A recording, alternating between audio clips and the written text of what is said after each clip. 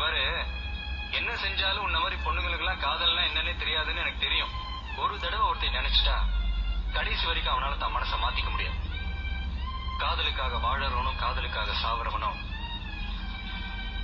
ஆம்பளதான்.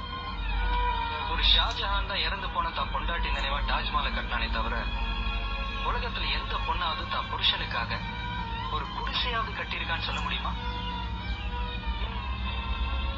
காதல் தோல்வினா ஆம்பளை தற்கொலை பண்ணிக்குவான்.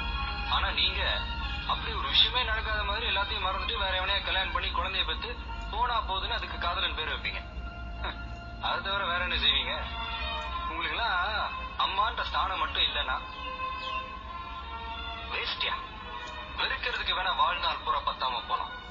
ஆனா காதலிக்கிறதுக்கு ஒரு நிமிஷம், ஒரு செகண்ட் போதும்.